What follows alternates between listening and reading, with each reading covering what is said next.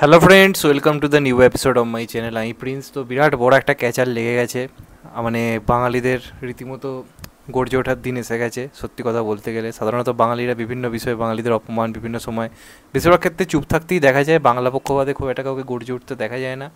এবার সর্বসময় যার লাখ খারাপ যায় সে অক্ষয় কুমারের এগেনস্টেই বাঙালিরা জেগে উঠেছে, নানা রকম প্রবলেম শুরু হয়ে গেছে কেসরি চ্যাপ্টার 2কে কেন্দ্র করে।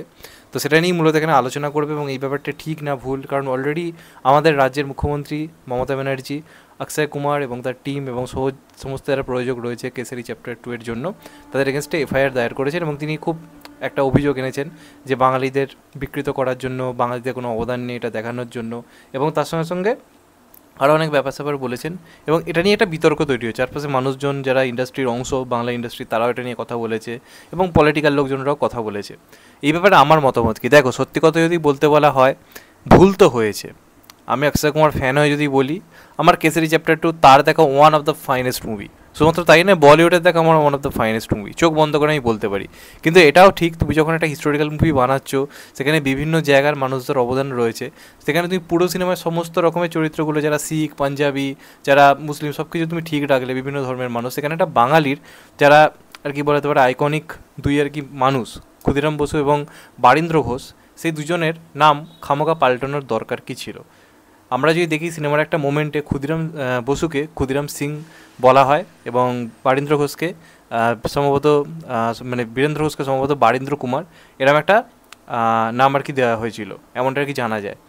মানে এমনটা আর কি সিনেমায় আমরা দেখতে পাই একটা মোমেন্টে। এবং কি আরেকটা ব্যাপার নিয়েও অনেক আগেই বিতর্ক হয়েছিল, সেটা হচ্ছে হেমচন্দ্র কাননগো, যিনি আর কি বিপ্লবীদের আর কি বোমা তৈরিতে বিরাট গুরুত্বপূর্ণ ভূমিকা নিয়েছিলেন, তাকে সেই বাঙালি ক্যারেক্টারটাকে পাল্টে একটা কাল্পনিক একটা শিখ ক্যারেক্টার দিয়ে দেওয়া হয়, যেটার নাম দেওয়া হয় কৃপাল সিং। এরকম জিনিস আমরা দেখতে পেয়েছিলাম এই সিনেমাটার মধ্যে ছিল। এবার এটা দৃষ্টিকটু লাগে, যারা বাঙালি আমরা প্রত্যেকের যেটা দৃষ্টিকটু, দেখো নন বেঙ্গলি যারা রয়েছে তাদের ট্রেনিং কেউ যায় আসবে না, তারা দেখবে। কিন্তু বাঙালি হিসেবে ব্যাপারটা অবশ্যই দুঃখজনক, এটা রিসার্চের দরকার ছিল, এইভাবে নাম পাল্টে দেওয়ার কোনো দরকার ছিল না।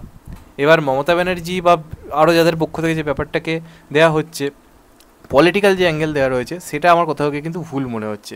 যে মানে একটা নির্দিষ্ট দলকে টার্গেট করা হচ্ছে, যে তারা এটা ইচ্ছাকৃতভাবে করেছে বা এটার মধ্যে একটা পলিটিক্যাল অ্যাঙ্গেল ঢোকানো হচ্ছে।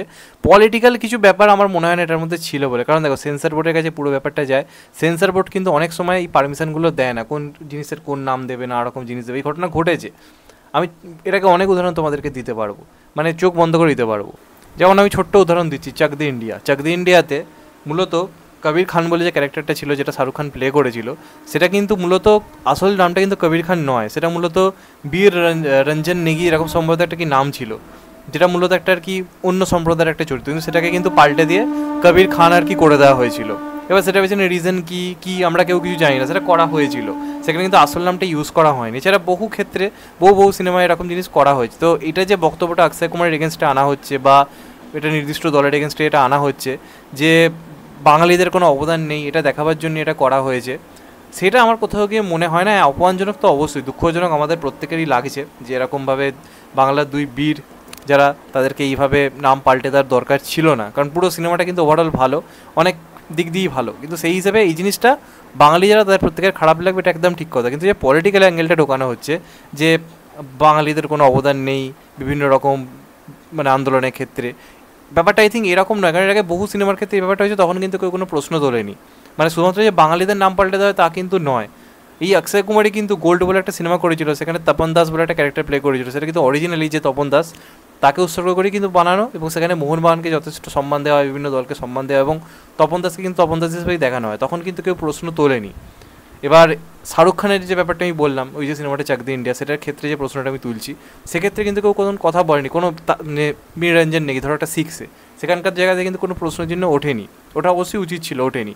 তাহলে এটার ব্যাপার হচ্ছে প্রশ্নচিহ্ন যে উঠছে, বাঙালিদের ক্ষোভ জেগে উঠছে, সেটাকে আমি সমর্থন করছি, একেবারেই সমর্থন করছি, এটা উচিত হয়নি যথেষ্ট রিসার্চ করে। কারণ দেখো কেসারি চ্যাপ্টার 2 সিনেমায় কিন্তু বাদবাকি কোনো ক্যারেক্টার কিন্তু নাম বদল করা হয়নি, সবারই কিন্তু নামকরণ সেম ছিল, শুধুমাত্র ক্ষুদিরাম বসুর জায়গায় ক্ষুদিরাম সিংহ করে দেওয়া হয়েছে এবং বারীন্দ্র ঘোষকে করে দিয়েছে বীরেন্দ্র কুমার, এই জিনিসটা করেছে। আর হেমচন্দ্র কাননগোকে যেটা বললাম করে, এটা ভুল হয়েছে। যদি পুরো সিনেমায় সব ক্যারেক্টারকে যদি পাল্টে দেওয়া হতো, নাম পাল্টানো হতো, তাহলে ব্যাপারটা ঠিক আছে, মেনে নেয়। কিন্তু বাঙালি ক্যারেক্টারগুলো, বাঙালিদের অবদানকেই একটু হলেও বিকৃত করা হয়েছে, ছোটো করা হয়েছে, এটা নিয়ে বাঙালিদের অবশ্যই ক্ষোভ জাগানো হয়েছে। কিন্তু এই ব্যাপারটা পলিটিক্যাল অ্যাঙ্গেলে কতটা ঠিক ভুল, কারণ বহু সিনেমায় এটাকে জিনিসটা ঘটেছে। এটা শুধুমাত্র অক্ষয় কুমারের দোষ, অক্ষয় কুমার সবটা করিয়েছে, এই ব্যাপারটা কিন্তু এরকম নয়। আমি অক্ষয় কুমারের ভুল হলে নিজে স্বীকার করি, এটা পুরো মেকার্সদের সবারই কিন্তু এই ব্যাপারটা কম বেশি কিন্তু গুরুত্বপূর্ণ রয়েছে। অক্ষয় কুমারও সিনেমাটা করার আগে এটা নিয়ে হয়তো প্রশ্ন চিহ্ন তুলতে পারতো যে কেন এরম, ক্ষুদিরাম বসুকে কেন এরম করা হচ্ছে, এগুলো আমি মেনে নিচ্ছি, এগুলো বলা উচিত ছিল, কিন্তু সবটা কিন্তু দায় বর্তায় অনেকটাই সেন্সার বোর্ডের ওপরে। এবার এটা পলিটিক্যালভাবে ইচ্ছাকৃতভাবে করা হয়েছে নাকি করা হয়নি যে অভিযোগ তোলা হচ্ছে, সেটা নিয়ে তোমাদের মতামত জানিও। এমনিতে যে মানে মমতা ব্যানার্জির তরফ থেকে যে জিনিসটা করে, বা রাজ্য সরকারের তরফ থেকে, বা বিভিন্ন যারা বাঙালি মমতার তরফ থেকে ক্ষোভটা করেছে, কিছু ভুল করা হয়েছে বা এফআইআর দায়ের করেছে, কিছু ভুল করা হয়েছে, আমি সেটা বলছি না, কারণ এটা তো অবশ্যই ভুল হয়েছে। বাঙালি হয়ে যদি এই ব্যাপারটা বিরোধিতা মানে যদি না করতে পারি, তাহলে আর কি বাঙালি হলাম? অবশ্যই এটাকে আমি পুরোপুরি সমর্থন করি, যেটা ভুল হয়েছে, কিন্তু পলিটিক্যাল অ্যাঙ্গেল কতটা এর মধ্যে রয়েছে এটা নিয়ে আমার মনে যথেষ্ট প্রশ্নচিহ্ন রয়েছে, সেটা আমি জানি না। কিন্তু অবশ্যই এটার জন্য অক্ষয় কুমার এবং ধর্মা প্রোডাকশন এবং কেসারি যিনি ডিরেক্টর, প্রত্যেকের অবশ্যই উচিত ক্ষমা চাওয়া ব্যাপারটা নিয়ে, যে হ্যাঁ এটা তাদের ইচ্ছাকৃত ভুল নয়, বা কিছু তাদের পারমিশনগত হয়তো কারণ ছিল, ভেতরে ভেতরে অনেক কিছু ব্যাপার থাকে, সেন্সার বোর্ড থেকে হয়তো অনেক সময় পারমিশন থাকে যে এই নামটা পাল্টে দাও, কারণ কেসারি চ্যাপ্টারটাতেও কিন্তু অনেক ছাড়পত্র করা হয়েছিল রিলিজের আগে, কাটছাট অনেক কিছু করা হয়েছে, অনেক কিছু পাল্টাতে বলা হয়েছিল, সেখান থেকে অনেক কিছু হয়, অনেক সময় সেন্সার বোর্ডের অনেক রকম ব্যাপার থাকে, সেই কারণেও হতে পারে। তো সেদিক দিয়ে ব্যাপারটা পুরোপুরি বিবেচনা করে একটা ওপেন বক্তব্য কেসারি চ্যাপ্টার 2 টিমের প্রত্যেকে কিন্তু রাখা হয়েছে, কারণ মানুষের সিনেমাটা কিন্তু পছন্দ হয়েছে, কিন্তু এই একটা যদি ফাঁক থেকে যায়, একটা নেগেটিভ দিক যদি থেকে যায়, চিরটাকাল একটা দাগ থেকে যাবে। আর দাগে সিনেমায় তো দেখিয়ে দিয়েছি, যদি একবার দাগ পড়ে যায় সেই দাগ সহজে মেটানো যায় না। তো দাগ মেটানোর একটাই উপায় ভুলটা স্বীকার করে নেওয়া। আর অক্ষয় কুমার অল টাইম করে এসছে, আমরা দেখেছি, বিমলার অ্যাড করে সে ওপেনলি ক্ষমা চাইতে পারে যে আমার ভুল হয়েছে।